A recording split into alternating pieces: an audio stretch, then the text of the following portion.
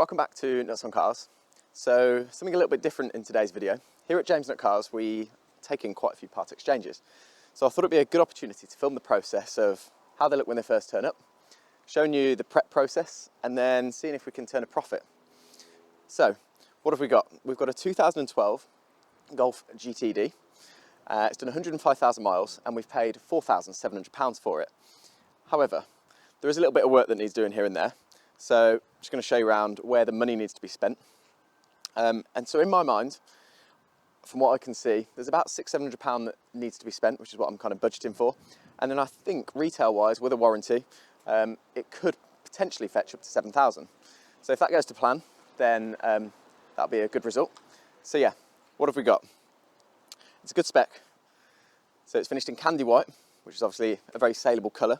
We've got the Charleston Shadow 18-inch wheels, and we've also got a sunroof, which is a rare option, and a winter pack, which gives you heated seats, heated washer jets, and headlight washer jets. You get leather as standard, I believe, on the GTD. So, as I say, great spec. They look good. I've always loved these. Always had a soft spot for a GTD. And yeah, they're probably not quite as attractive as they used to be with the ULEZ situation. But if you're out of the city, they still make a fantastic used car purchase. So, condition-wise, what have we got? Tyre-wise, we've got some Salon, which I've never really heard of, tyres on the front. However, they are very much nearly new. So, they are just about... but yeah, there's plenty left on them. We'll get the plates changed. They just seem to have sort of distorted slightly. We've got a missing GTD badge, so nobody really even knows what it is. We've got the good old-fashioned rust. Now that seems to happen on any Volkswagen and Audi. The near side wing seems to be fine, so I don't know if that's been replaced at some point. But this one is really suffering. As I say, I don't quite understand how Volkswagen Audi, this has been happening for years, since probably the Mark 5. It was kind of really a problem. I think there's some sponge in the wing that holds the water, then the rust comes through. So you have to replace the wing. So we'll get that sorted. There's a couple of marks on the wheels, so we'll get those tidied up. They've been refurbished before, but yeah, we'll get them tidied up to a decent standard. What else have we got? Paintwork wise, it's pretty good. There's a couple of little chips on the bonnet, which will get touched in. So that'll tidy that up, but that's kind of what you expect, obviously, on a 100,000 mile car. Coming round the back, we've got a lovely couple of Pirellis on the back, which again, don't look like they've been on very long, so that's a good result. These suffer with, again, water sits in the boot handle basically, and they start to really, I've had a couple that have suffered, and you have to kind of obviously then get that sorted. This one's not too bad, it's not bad at all, so that's okay. What else can I tell you? So yeah, all in all, it's a nice straight car. On the outside, just needs a little bit of TLC here and there to get it up to scratch. It's fully HPI clear. I recommend if you're looking at a private car or even at a garage to use, I use the likes of MotorCheck, which seems to be a better option than the likes of HPI. That actually checks any previous salvage reports as well. So if it's ever been in a salvage yard, but even not classified as a write-off, MotorCheck will tell you. So yeah, perfect HPI clear, no finance, no category, anything like that on this. We here don't deal with any of those cars at all. So yeah, lovely straight car, and let's jump inside and see what's going on in there.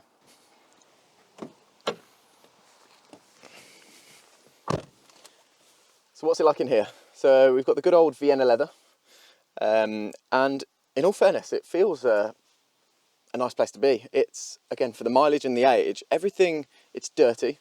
The back seats look like they've been attacked by kids. So we'll get Brad from Enrich Valets to give this thing a deep clean. So he'll probably spend 6 hours transforming the outside and the inside on this. So yeah, he'll be excited to get stuck in.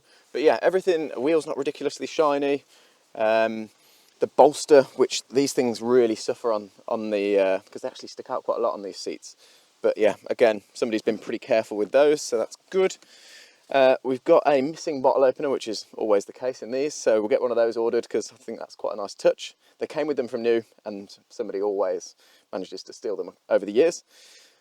Spec-wise, it's got DAB, which was an option. As I say, heated seats, multifunction steering wheel. There's no nav, there's no modern I believe it's got Bluetooth audio, but there's no nav or anything like that, no Apple CarPlay. So yeah, it's quite basic in terms of modern standards, but it's got the essentials. That's it really. Servicing, we've got, let's see, so it's a local car. It was supplied by Cheltenham Volkswagen in 2012. Then we've got, how many services? We've got 1, 2, 3, 4, 5, 6, 7 with a cam belt and water pump in 2020.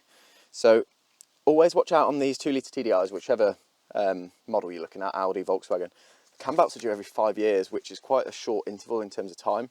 Mileage wise, I believe they're kind of 70,000 miles, but yeah, time seems to catch up with everyone. So every single time generally I get one of these in, they always need a cam belt, which is like a £400 job at an independent dealer. So good result that that's been done. It's also had a clutch. So they're probably the 2 major things that you'd be looking to fork out some money for on one of these that have already been done. So that's a good result. It doesn't always end up like that. It was last serviced in 2022. So yeah, plenty of servicing. And yeah, so I'll give it a service because it is due now on time, and it's also due an MOT. So that's the main thing really. We'll put it through a health check, MOT, service. Mechanically feels fine. We'll take it for a spin in a sec, but that's kind of the real test. So we shall report back on that once it's been to the garage. So yeah, all good in here. We'll take it for a spin.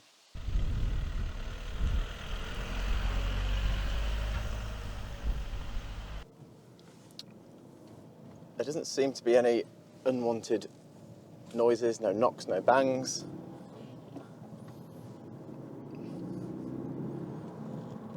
Changes gear nicely, there's no crunching.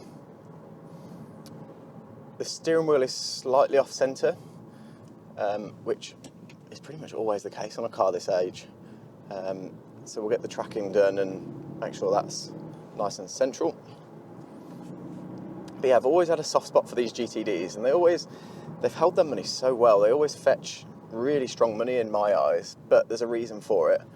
I remember going out as a kid in a Mark IV GTD. I think it was our anniversary, which Dad test drove back in the day, and I think it was 150 horsepower, but it literally felt like a rocket ship.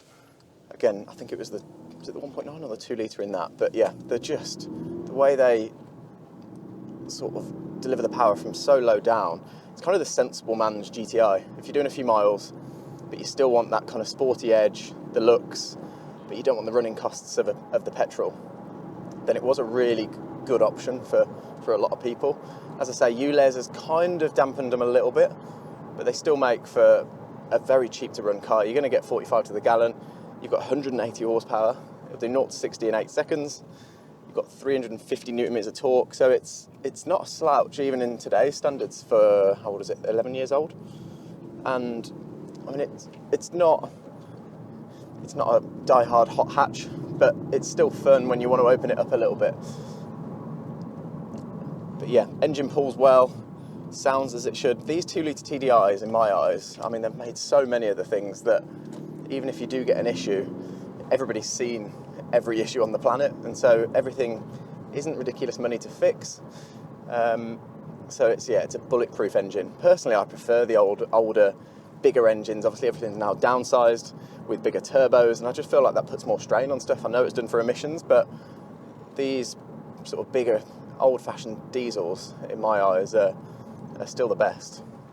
So yeah, there isn't really much to actually sort in terms of the way it drives. I'm really happy with that. Feels exactly as it should, pulls as it should. So the main thing really is getting it through the health check, make sure everything's tickety-boo underneath, and give it a service, sort the prep on the outside, and then we'll get it photographed on the website and see if we can make some money. So yeah, stay tuned. We'll get the process started. We'll go and get it dropped off now, and we'll report back in, I reckon, give me a couple of weeks, and yeah, hopefully we'll have a retail-ready Golf GTD. So I'm pretty sure I said it would take a couple of weeks. It's been nearly 5, so it has taken a lot longer than expected and a lot longer than normal, if I'm honest. but we now have a retail ready Golf GTD. So what we'll do is we'll talk you through what we've done, what we've spent, and see if we've still got some money left for a profit.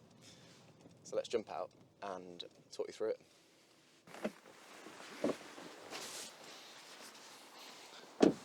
Right then, start with the outside, which I'm very pleased with. We've now got a new wing, so we're completely rust free. I'll talk through the costs when we jump in the car. We've got a new GTD badge, so we now know what it is. Some new plates with James Nutt Cars on, and Brad from Enrich Valets has spent probably 3 hours on the outside, so full decontamination, a polish, especially on a white car, that literally brings them back to life. So it's whiter than white now. And what else we had done? I've had a wheel refurb. Obviously there's a curbing marks on one of the alloys. So yeah, you'll see in the little pictures we'll put on top, but I'm pretty pleased with how it's come out on the outside. I'll talk you through what we've done to the interior, and then mechanically we'll have a little chat through that, and then we'll do some number crunching.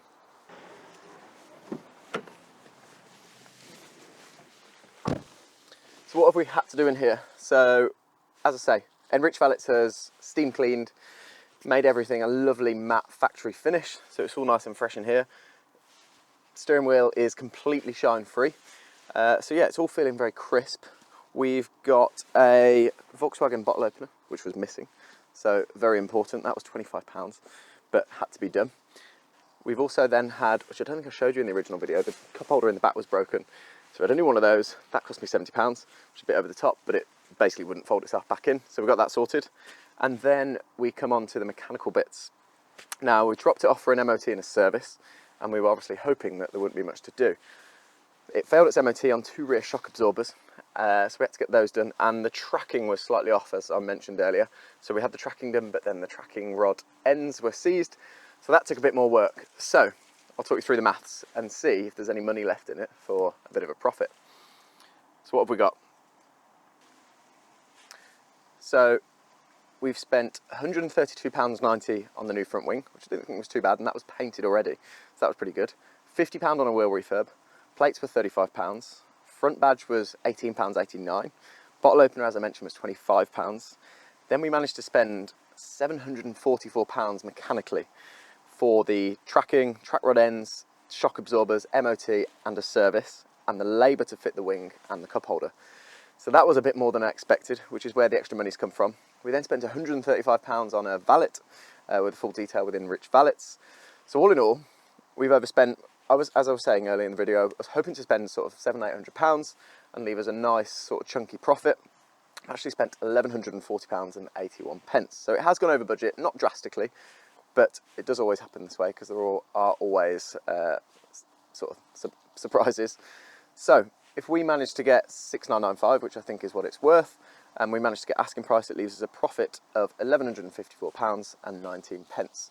And that's without anybody doing a bit of negotiation. But I think it's worth asking price, and I think you'll agree now it's in tip-top shape and retail ready and a lovely example. So yeah, we'll hopefully you've enjoyed the video. Hopefully it leaves us a bit of profit, and if you like the video, give us a thumbs up. If you want to see some more, subscribe, and we'll see you soon.